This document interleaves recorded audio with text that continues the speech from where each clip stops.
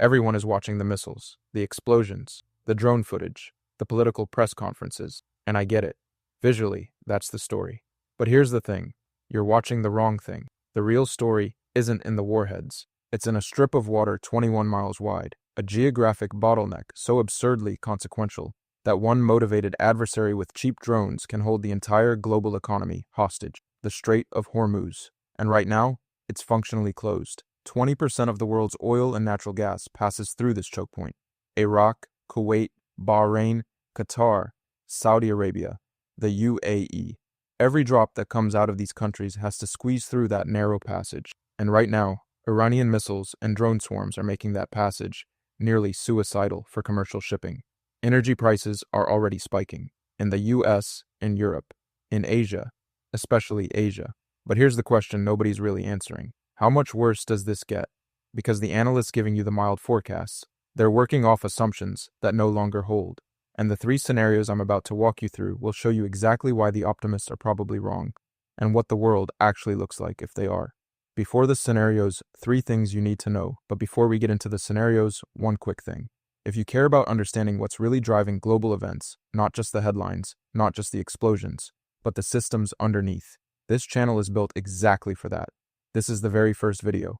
And if you want more breakdowns like this, clear, direct, no noise, hit subscribe and support the channel. It genuinely makes a difference this early on.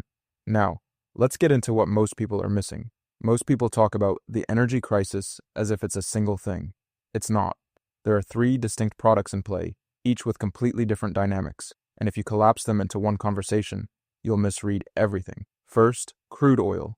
Raw, unrefined, pulled from the earth and shipped to refineries around the world.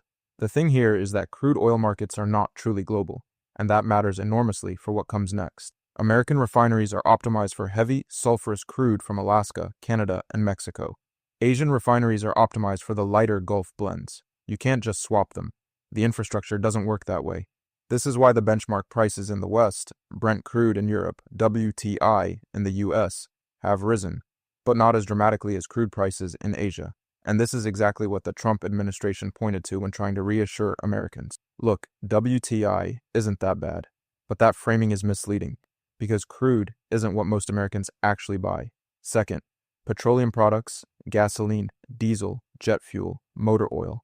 These are already refined, and here's the critical difference. These markets are global. A tanker carrying diesel can go anywhere.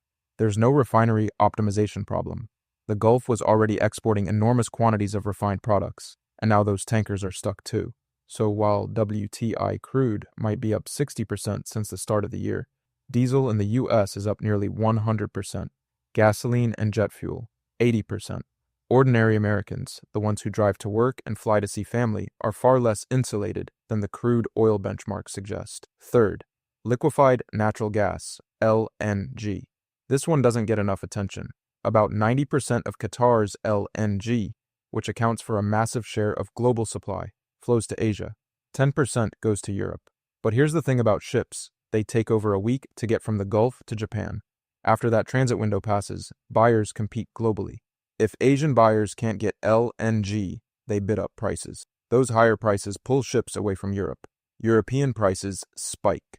And then, because the US is now a major LNG exporter, American prices get dragged up too. This is a fully interconnected global market. Distance is just a delay, not insulation. The strategic reserves question. Now, before you panic, there's a buffer. Strategic reserves. China holds approximately 1.3 billion barrels. Japan has around 470 million. The US sits at about 415 million. The EU has roughly 570 million. Together, those four blocks control about 75% of global strategic reserves. But those numbers are deceptive, because what matters isn't volume, it's duration. How long can each country actually run on those reserves? Japan, despite having fewer barrels than China, comes out far ahead here, about 224 days of supply. The US has roughly 120 days. China, with its massive reserves, only has about 110 days, because it imports at a proportionally much larger rate. Europe is the most exposed, around 90 days. Countries have already begun releasing reserves, about 400 million barrels collectively so far.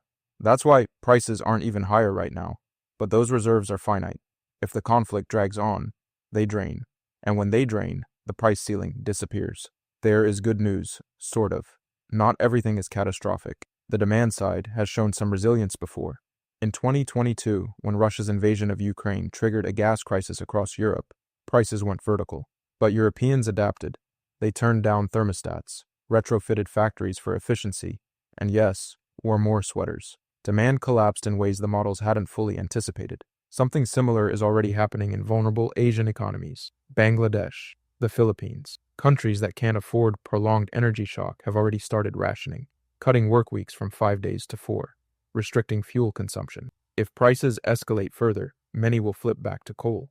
Europe might accelerate its electric vehicle adoption, pulling in more Chinese EVs. On the supply side, there is actual good news specifically for natural gas. The U.S. has enormous LNG export capacity in development.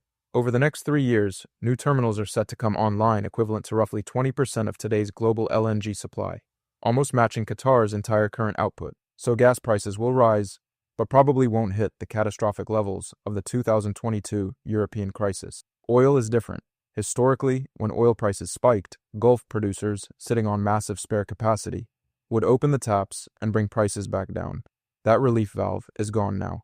The strait is closed. The producers with this spare capacity are behind the blockade. There are 2 pipelines, one through Saudi Arabia, one through Dubai, that could reroute some crude. After a prolonged closure, maybe 10 to 15% of Gulf crude could bypass Hormuz. That helps at the margin. It does not solve the problem. The 3 scenarios now. Here's where most economic forecasts are getting it wrong. Goldman Sachs, Deutsche Bank, the International Energy Agency.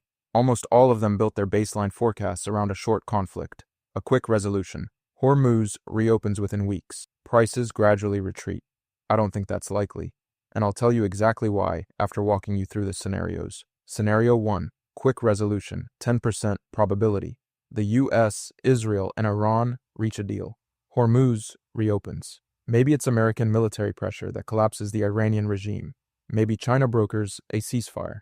In this scenario, energy prices decline, but not all the way back to pre-crisis levels. The threat of Iran closing the strait again doesn't disappear just because it opens once. Shipping insurance costs stay elevated. Tanker routes remain uncertain. A risk premium is baked in permanently. Crude probably drifts back toward $90 or $100 a barrel over several months. Gas prices ease, but remain volatile. This is Wall Street's base case. I give it 10%. Scenario 2, extended conflict. 80% probability. The war drags on for 6 months or more. Hormuz stays largely closed. Strategic reserves eventually deplete. Economies adapt, but adapting to an energy crisis of this scale is not painless. It means recession. It means inflation. It means food price shocks, because natural gas is the primary feedstock for nitrogen fertilizer, and disrupted fertilizer production cascades into global food supply within 1 to 2 growing seasons. In this scenario, prices roughly double to triple from pre-crisis levels. Brent crude hits $150 a barrel, possibly $200. European gas prices double, though they stay well below the 2022 panic peak. Asia takes the hardest hit on oil. The US is better positioned than most, but still feels it, especially on refined products. And this feeds out inflation globally. A major food crisis in South and Southeast Asia, where imports from Gulf states represent critical foreign exchange flows. Multiple potential currency crises in Pakistan, Sri Lanka, Bangladesh, countries already on the edge. Airfares going vertical. Gulf economies themselves entering a severe depression. Their revenues depend on oil exports they suddenly cannot make. I put this scenario at 80% probability. Scenario 3, energy nationalism, 10% probability. This one is the wild card, and it's the one scenario that turns a crisis primarily affecting Asia and Europe into something that hits the American economy directly. Trump's approval numbers slide as fuel prices climb. Midterms loom. Under political pressure, the administration bans U.S. energy exports, oil, gas, or both, to artificially suppress domestic prices. This would be catastrophic for Europe, which has become deeply dependent on American LNG since the Ukraine crisis. It would gut Latin American importers. It would simultaneously destroy revenue for American energy producers and, because U.S. refineries are optimized for heavy crude, they don't fully produce domestically, not even fully solve the gasoline and diesel problem for American consumers. And it would slash the tax revenues the U.S. government needs to fund the very military operation it's conducting. This is the self-defeating scenario. That's why I give it 10%. But it is on the table. The Trump administration has discussed it seriously. Why the short war consensus is almost certainly wrong. So why am I so much more pessimistic than Goldman Sachs and the IEA? Two reasons, and both of them are about geography and psychology, not economics. First, the geography of the strait heavily favors Iran. Look at the coastline on the Iranian side, mountains everywhere.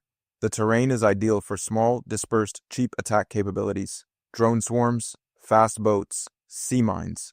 Iran doesn't need a navy or an air force to make the strait dangerous. It needs motivated fighters with consumer-grade technology hidden in mountain passes. Exactly what it has. Even if the US destroyed the Iranian government in Tehran tomorrow, the geography would still be there. Armed insurgents could harass tankers from those mountains indefinitely. Ukraine proved the model works. Cheap maritime drones neutralize significant portions of Russia's Black Sea fleet. The same playbook is available here, with arguably more favorable terrain. Second, the political dynamics have escaped Trump's control, for two distinct reasons. Trump's pattern in market-rattling situations has been to escalate, spook investors, and then cut a deal before real damage is done. Market traders have called this the taco trade. Trump always chickens out. It's why oil prices aren't even higher than they are right now. Traders are pricing in a deal, but this conflict is different. Trump entered it alongside Israel. Even if he could convince Iran to stand down, he'd simultaneously need to convince Iran that Israel would stand down, and he hasn't been able to do that. The variables aren't fully his to control, and the deeper problem, Iran has been hit so hard that it no longer has much to lose by continuing. They'd need to trust that after having their leaders assassinated mid-negotiation, the US and Israel won't simply strike again in 6 months. Why would they believe that? The conditions for a credible ceasefire, mutual trust, face-saving off-ramps, enforcement mechanisms, don't currently exist. That's why the extended conflict scenario gets 80%. What this actually means for you. If the 80% scenario plays out, here's the world you're navigating. Energy costs roughly double. Inflation reaccelerates globally, just as central banks thought they had it under control. Food prices spike, not immediately, but within 18 months, as fertilizer shortages work through agricultural supply chain. South Asian economies face cascading currency crises. Gulf nations, despite sitting on the oil causing all this, paradoxically suffer. They can't export it. And air travel becomes dramatically more expensive, which is a consumer shock in its own right. The markets, right now, are still pricing in the taco trade. They're betting on resolution. That bet might be wrong. And when markets realize their base case is no longer the base case, that's when you see the second, sharper repricing. The Strait of Hormuz isn't just a geographic choke point. It's the pressure valve of the global economy. And right now, someone has their hand over it. The question isn't whether it will hurt. It already is. The question is whether the hand moves or stays. And now I'm curious what you think. Which scenario do you believe is most likely? A quick resolution? A prolonged conflict? Or something even worse? Let me know in the comments. I read all of them. And if enough of you see this differently, I might break down your scenario in the next video.